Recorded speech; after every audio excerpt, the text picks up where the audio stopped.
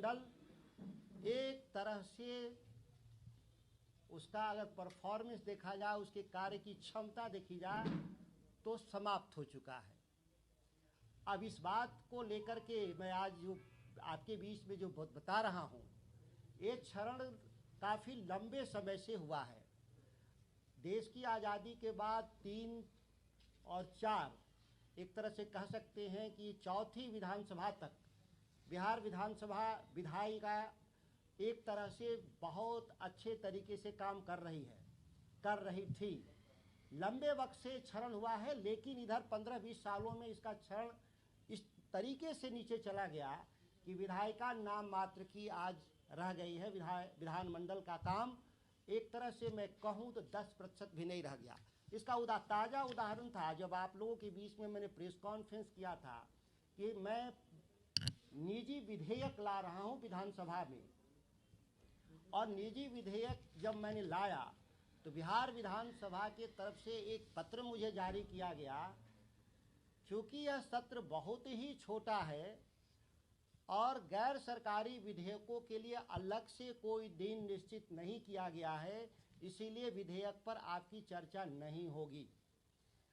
राज्य के भीतर विषम परिस्थितियां जो उत्पन्न हुई, जो शराब को लेकर के जो मौतें हुई, इसीलिए आपने 4-5 दिन लगातार बिहार विधानसभा उसी हंगामे में डूब गया था। इसीलिए इस महत्वपूर्ण विषय पर आगे हमने बात करने के लिए आज 17 अवसान पर मैंने कहा, क्योंकि यह अगर हम लोग नहीं चर्चा में लाएंगे तो आगे भी विधानसभा के सत्र इसी तरह से खाना पूर्ति के लिए ही रह जाएंगे। सवाल ये पैदा होता है कि सत्र बुलाने का अधिकार किसको है। भारत के संविधान में साफ शब्दों में लिखा है कि सत्र बुलाने का अधिकार महामहिम राज्यपाल को है, जो मंत्रि परिषद के सलाह से लाएंगे। तो एक तरह से देखा जाए तो सीधे जो विधानमंडल सत्र को आहूत करने की ताकत माननीय मुख्यमंत्री और उनके कैबिनेट में निहित है, बिहार विधानसभा में नहीं है, विधायिका में नहीं है। लेकिन बिहार विधानसभा नियमावली में साफ लिखा है कि सत्र आहूत होने के बाद रोज का काम सरकार के द्वारा निर्धारित कार्यक्रम से होगा, लेकिन शुक्रवार का जो समय है वह विधायिका तय करेगी, अध्यक्ष तय करेंगे, और वह भी गैर सरकारी सदस्यों के लिए। तो ये शुक्रवार, इस सत्र में शुक्रवार था, या पहले के भी विधानसभा जितने चलते रहे उसमें शुक्रवार आते रहे हैं। आश्चर्यजनक रूप से किसी भी शुक्रवार को गैर सरकारी सदस्यों के लिए आवंटित नहीं हो रहा है लंबे समय से। अब इसको दावे के साथ नहीं कह सकते, लेकिन ये 30-40 सालों से यह हो रहा है। दुर्भाग्य से सत्र की अवधि भी छोटी हो जा रही। 2002 में संसदीय प्रणाली के, भारत के संविधान के दायरे में संसदीय प्रणाली के दक्षता को लेकर एक भारत सरकार ने कमेटी बनाया था, और उस कमेटी ने सुझाव दिया था कि कम से कम 60 दिन सत्र आयोजित होना चाहिए, अधिक से अधिक 90 दिन। लेकिन जब हम देख रहे हैं इधर पिछले 3 कार्यकाल से जो बिहार विधानसभा में, तो ये कार्यकाल में हमारे जो सत्र जो आयोजित हुए हैं वो मात्र सत्र आयोजित हुए हैं 24 दिन, 37 दिन और 32 दिन। एक तरह से कहा जाए कि आधे से भी कम सत्र आयोजित किए जा रहे हैं।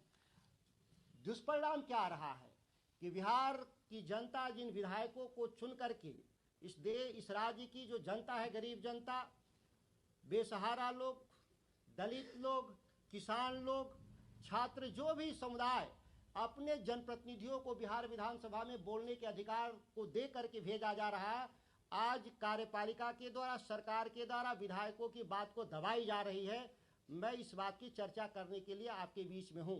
आपने देखा होगा सत्र के दौरान बहुत सारे जो आप विधानसभा को कवर किए होंगे कि सरकार के मुखिया सवालों पर विधायकों को, विधायिका के सदस्यों को खुलेआम धमकी दिया। आपने बहुत सारा चलाया भी था, किस तरह से बर्बाद करने की धमकी मुख्यमंत्री विधायिका के सदस्यों को दे रहे थे। सवाल सत्ता पक्ष और विपक्ष का नहीं है। विधायक दल के बैठकों में भी मुख्यमंत्री से सवाल करने पर वह धमकी जैसी भाषा का इस्तेमाल कर रहे हैं।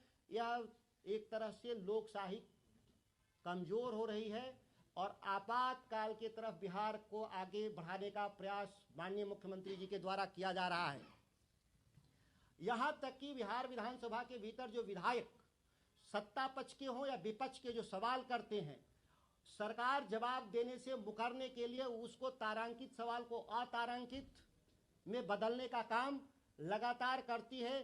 ठीक वैसे ही जैसे कमजोर विद्यार्थी परीक्षा में विफल होने के डर से सवाल को आउट ऑफ सिलेबस कहने का प्रयास करता है। जब भी फेल होता है विद्यार्थी, आप यहाँ विद्यार्थी कौन है, आप समझ रहे हैं कि बिहार विधानसभा में सरकार विद्यार्थी है, तो वो आउट ऑफ सिलेबस करके हमारे सवालों से बचने का प्रयास कर रही है। लंबे समय से हो रहा है।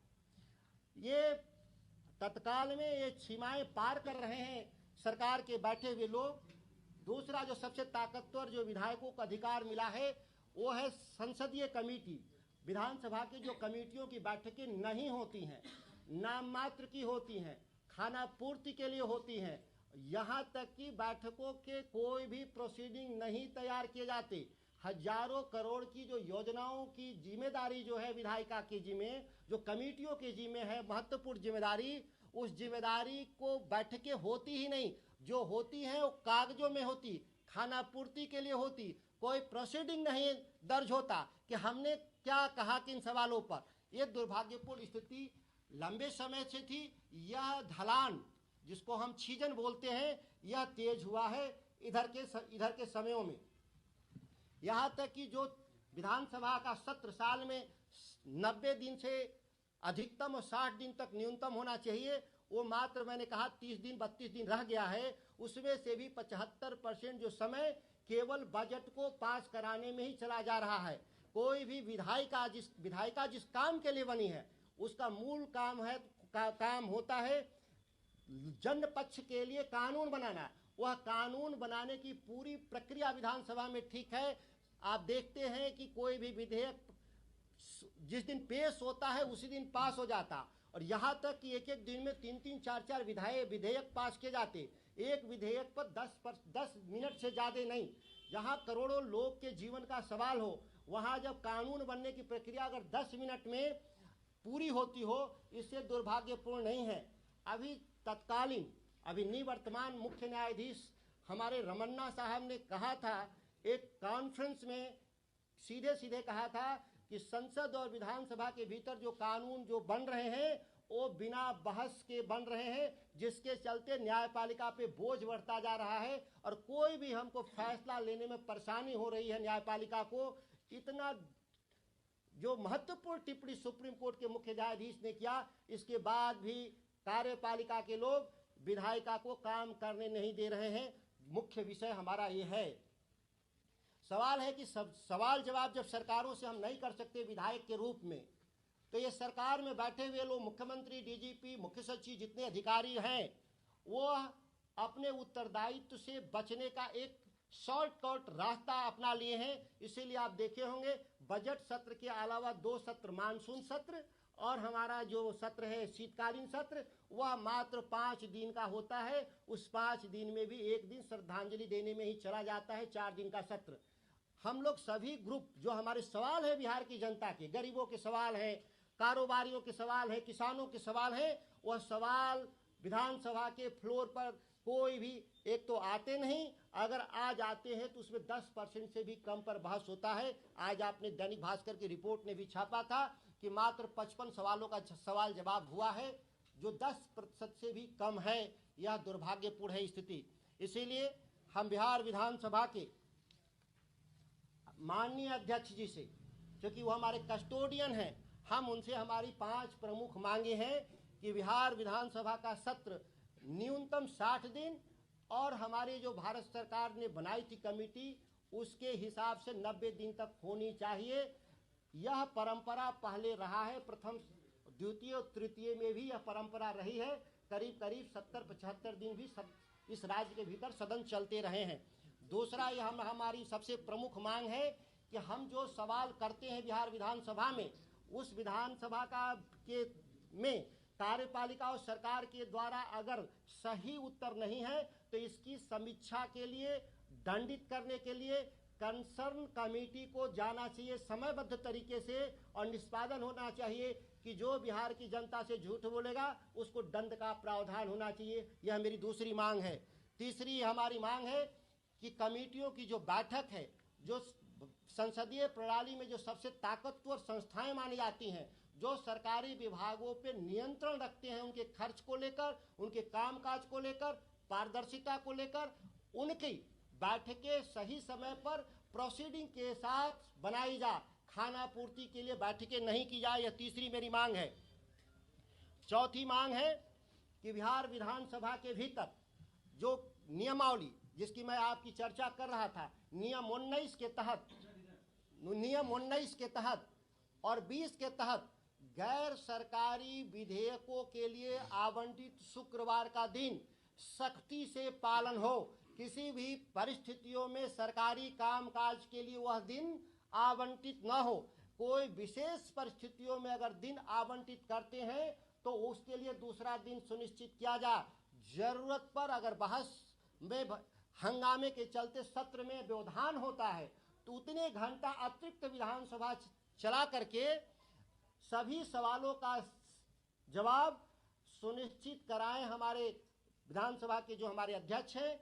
और इसके लिए और ये हम इसलिए ये आपको ये लगभग मैं कह रहा हूं कि जो ये मेरा सवाल है शायद आज़ादी के बाद बिहार विधानसभा में पहली बार ये है, इसीलिए और आपके मन में जहन में कि 70-75 सालों के बाद विधायिका के कार्यकुशलता पर मैं प्रेस कॉन्फ्रेंस कर रहा हूं, तो इसकी क्या जरूरत पड़ी।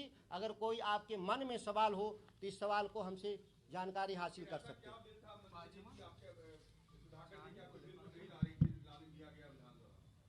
मेरा बिल था, बहुत साधारण मेरा बिल था, जिसको मैंने आज हमने अध्यक्ष जी को मैंने पत्र भी लिखा है कि नियम 19 के तहत, नियम 20 के तहत इस बार अगर मुझे समय आवंटित आप नहीं किए हैं तो अगले बजट सत्र जिसमें 4 से 5 शुक्रवार आने की संभावना है उसकी तिथि निर्धारित कर करके, चूंकि इसमें नियम है कि कोई भी विधेयक पे चर्चा से पहले 15 दिन पहले सदस्यों के बीच में चला जाना चाहिए कि माननीय विधायक सभी लोग पढ़ करके आएंगे और उस चर्चा में विस्तृत रूप से अपने नोट को प्रस्तुत करें कि कोई जो कानून बने वो हितकारी बने। शराबबंदी जैसा कानून न बन जाए कि जिससे बिहार का भला होने की जगह लोगों को नुकसान हो जाए।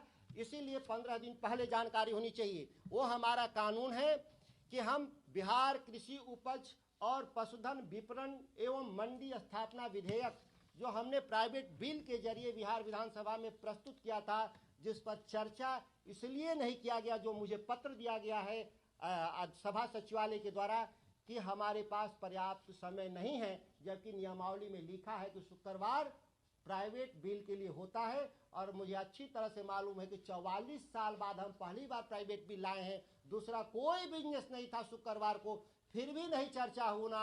लगता है कि कार्यपालिका और सरकार के जो प्रमुख हैं उसके दबाव में हमारी विधायिका है। विधायिका स्वतंत्र नहीं है, जबकि संविधान और कानून में विधायिका को सर्वोच्च माना गया है और सबसे ज्यादा माना जाता है डिफरेंस वॉइस।